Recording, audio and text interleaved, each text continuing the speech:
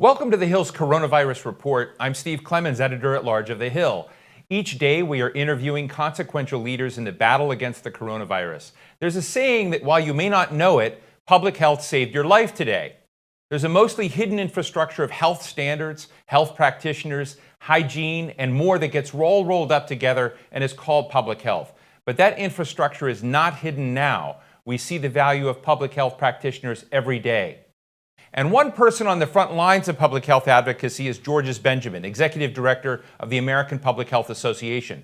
He's been on call for the White House during this pandemic while serving as one of 20 members of the Standing Committee on Emerging Infectious Diseases and 21st Century Threats. He can also help us understand what is going well and what is not going well in America's health equation today. Georges, thanks so much for joining me on this. And let me just start out right now. You and I have talked over many years about the public health infrastructure and how unevenly it hits our communities. Some are protected in good shape, and others simply are not. And I want to give you this opening opportunity to tell us where we are failing right now when it comes to the provision of public health in our society. Well, we continue to throw a lot of money into the system when something bad like this happens. And then as soon as it goes away, we allow the infrastructure to go away. And by that, I mean the funding that pays for the staff that are the basic disease detectives that track diseases like this, the technology that we need to allow us to do our jobs. And, it's the challenge is that it's important work. It keeps us safe. Mostly it's on prevention. But some of the things we're seeing right now is the fact that we have not had a robust public health infrastructure in our nation for many, many years. Can you describe for our audience what are the things that go into a public health infrastructure? Happy to do so. So we have people that follow data. So they look at hospital data and see that there's so many sick people that are happening in a community that you weren't expecting, and then they go into that community and try to figure out why that is. Once they know, they come up with measures to prevent it. So let's say you had a bunch of kids who had asthma around the community. That wasn't expected. They would go in and try to figure out why those kids had asthma. And they would talk to their teachers. They would look at their house. They would go to the daycare. And this say, for example, you had a bunch of kids that showed up in an emergency department with asthma attacks. And they did their investigation. And all of a sudden, they discovered that the bus, the tailpipe was broken. Broken tailpipe, noxic fumes, more asthma. And of course, the solution isn't a medical solution. The solution is to fix the tailpipe. So they do those kinds of things. Making sure you wear your seatbelt because there are too many car crashes and people getting hurt in car crashes. Too many people getting sick from a restaurant on a particular day. They go into the restaurant and do an inspection and then make the restaurant, fix up whatever was causing that infection. Those are the kinds of things that public health do every day. And quite often, we don't even know they're doing it. So thank you for that. When it comes to the coronavirus and the spread of this kind of now global pandemic, what could we have had in place better than we have now to have forestalled some of the spread of this? Well, we've had these plans to deal with a pandemic, although we were looking at a different disease for over 30 years. And the fact of the matter is that once we had the test, if we had to have that diagnostic test to help it make it work, so we could actually figure out who has a disease, that was one of the failures we had. And then having enough disease detectives on the ground to track people who then turned out to have the disease and look at all their contacts. By the way, we still don't have that in place. Wait, let me just stop you there. You're saying, the Executive Director of the American Public Health Association, we do not have a tracking system in place now? I mean, it's one thing to test, but once we know, we don't have tracking system in place. We don't have enough people to do all the tracking that's necessary for a disease of this scope. What should we do about it? We need to rapidly begin training people, more people. There's an estimate that came out a couple of weeks ago about over 100,000 more people are needed to help us do this kind of tracking. But more importantly, we actually need a test that's timely and works. Without a test that's timely and works, you don't have anybody to track. You don't know what to track. You're simply tracking people that have been in the hospital and guessing about who they've contacted.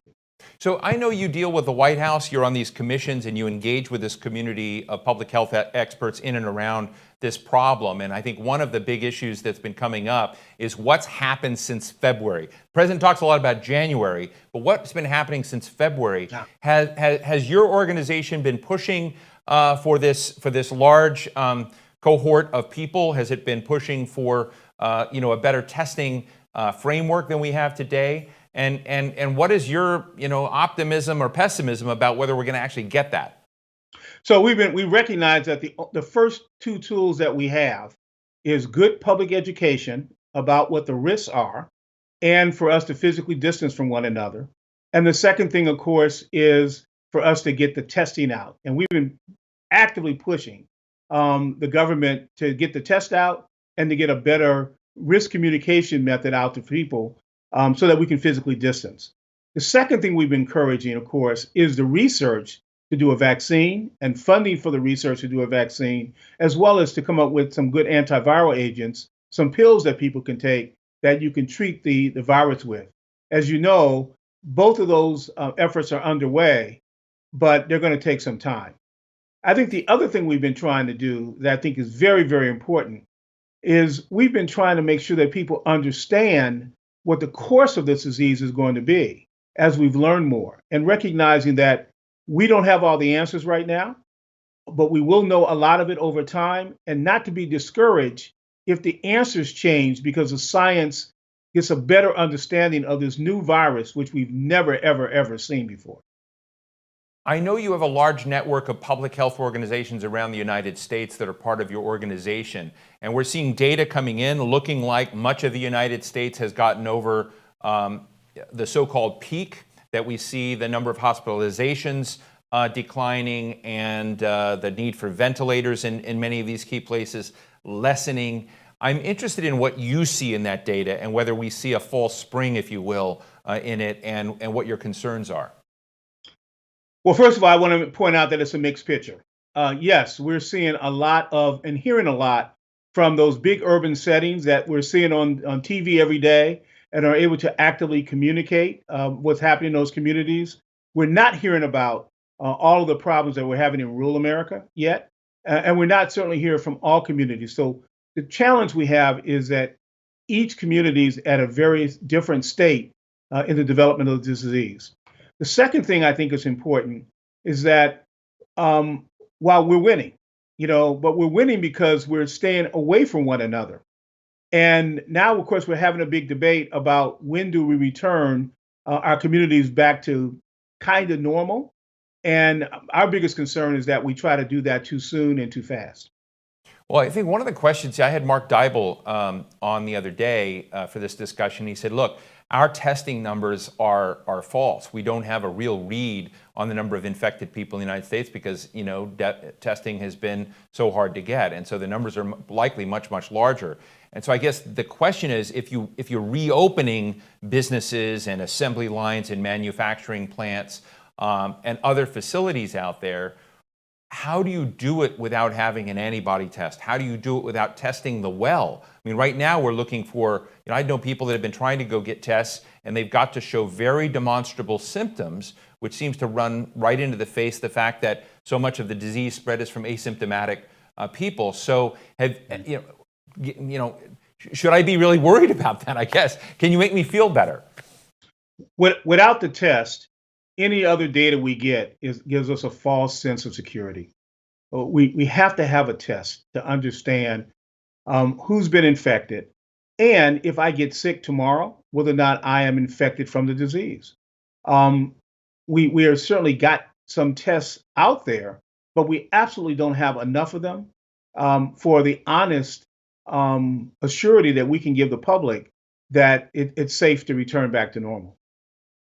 I'm sure you saw the other day that Anthony Fauci had been said they'd been approached by members of the Congressional Black Caucus about the very, very high level of impact and mortality and infection rates among Black Americans.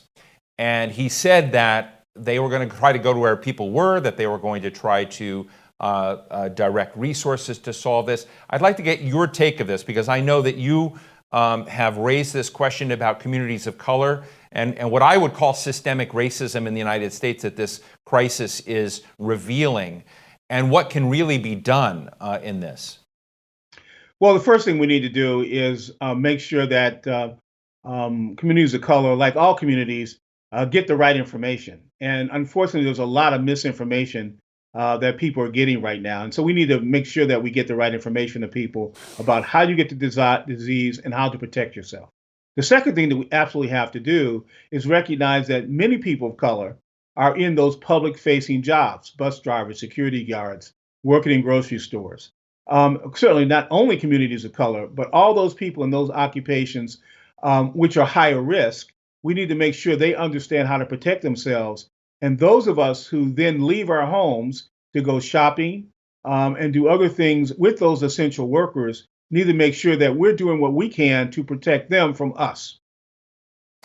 What are some of the examples of misinformation out there? I was very taken by what you just said. What are some of the ways that this is being discussed in communities that are not being reached by shows like this or others? What's the story out there about how this spreads? Well, the first one was several weeks ago that African Americans were immune from the disease, which of course is not true. A misunderstanding about what happens when we say, well, if you're older and you have a bunch of chronic diseases, you're much more likely to get sicker and die. People heard that as, boy, if I'm young and don't have those diseases, I'm also not going to get sick, which of course is also not true. And I think we've heard all kinds of crazy myths about diets and drinking hot water. And because people say, well, the virus doesn't live in the heat. Of course, that's not true as well. And so people are doing, home remedies that they think might help them and save their lives. Drinking more vitamin C, doing these kinds of things. Vitamin C is great for you. It's great for your health, but it's not going to impact the course of this disease.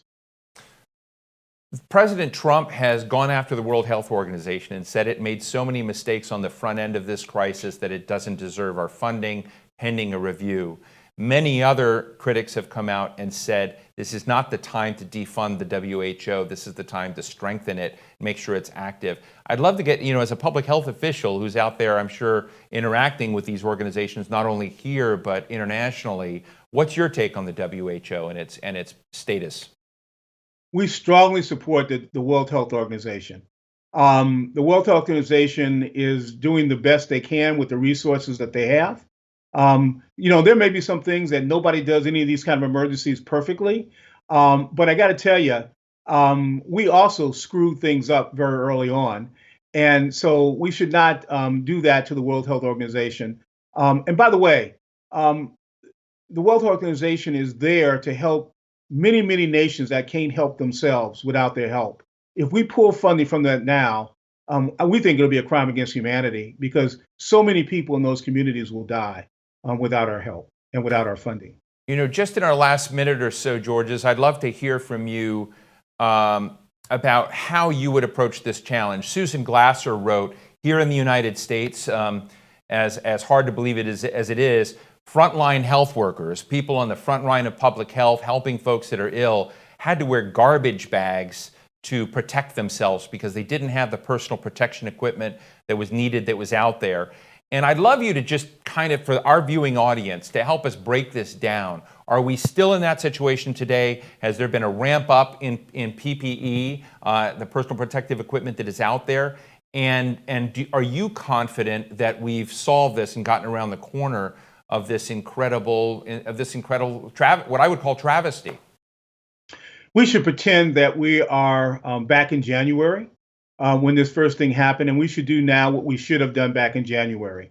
We need to make sure that we have an adequate testing system and a great test to test who has the disease and who had the disease before. We ought to have an organized effort to make sure that all of our frontline healthcare workers get all of the protection gear that they need. We need to make sure that we actually communicate to the public what we know, what we don't know, so we can build trust in this response. And then we need to begin right now preparing for the rest of this year because even if this disease is markedly reduced in the next few weeks, we've got to worry about it coming back next fall or winter. Well, we'll leave it there. Georges Benjamin, Executive Director of the American Public Health Association, thank you so much for joining us today. And thank you to all of you for joining us for the Coronavirus Report. We will see you tomorrow. Stay well.